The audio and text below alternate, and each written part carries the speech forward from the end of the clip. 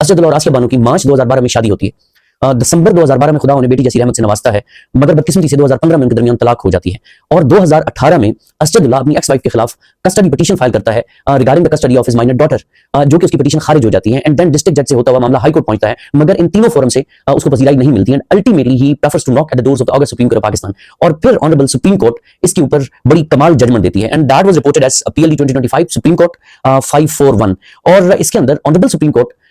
बहुत खूबसूरत और बेहतरीन अंदाज में circumstances of the case discuss करते हुए ये ऑब्जर्व करती है कि शादी करने के सिर्फ with in 2 months Asadullah abroad चला जाता है, जो कि पहले ही वहां पे सेटल था, और फिर वो मुड़ के वापस नहीं आता और उसकी एब्सेंस में ही उसके यहाँ बच्ची पैदा होती है, मगर इसके बावजूद वो वापस नहीं आता और अल्टीमेटली फ्रीकैन के दरमियान तलाक हो जाती है। और तलाक के बाद भी वो अपनी बेटी को ना तो कभी मिलने की ख्वाहिश करता है, ना ही वो अपनी बेटी को किसी किस्म की फाइनेंशियल सपोर्ट मुहैया करता है, ना ही वो अपनी बेटी के साथ किसी किस्म का कोई राब्ता रखता है, और अल्टीमेटली उसकी जो वाइफ है वो आगे शादी कर जाती है और उसकी आगे शादी करने के बाद वो अपने इस हस्बैंड के खिलाफ अपने डावी आर्टिकल्स मतलब अपने समान जहेज का दावा दायर कर देती है। उसके बाद इसको होश आता है कि नहीं मेरी एक बेटी भी है और मैंने उसे मिलना भी है, तो फिर ये एक कस्टडी पिटीशन फाइल कर देता है। ऑनरेबल सुप्रीम कोर्ट ये कहती है कि बुनियादी तौर पर इसने कोई अपनी अफेक्शन मोहब्बत और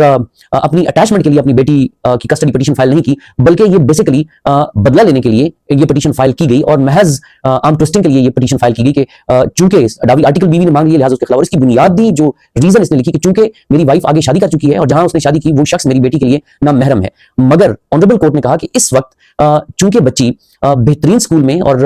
बेस्ट एजुकेशन ले रही है और उसका जो एकेडमिक कैरियर है उसमें वो शाइन कर रही है और हमेशा वो क्लास में फर्स्ट आती है, इस स्टेज पर उसको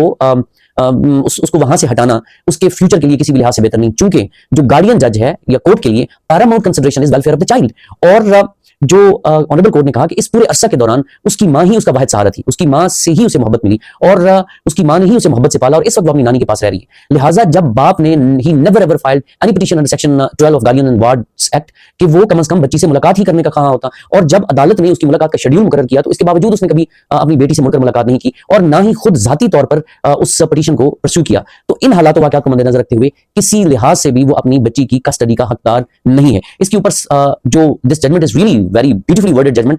ऑगस्ट कोर्ट ने ये कहा कि at such delicate and formative stage of adolescence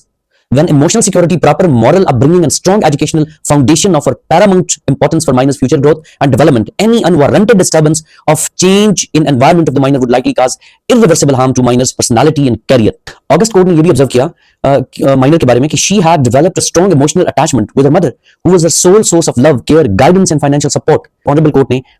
जो बेटी है कहा कि उसकी कस्टडी मां के पास रहेगी और बाप की पिटीशन डिसमिस की। ऑनरेबल कोर्ट ने ये ऑब्जर्व किया कि father holds a position of vital importance in child's life, offering not only emotional stability but also social identity and support within our social structure.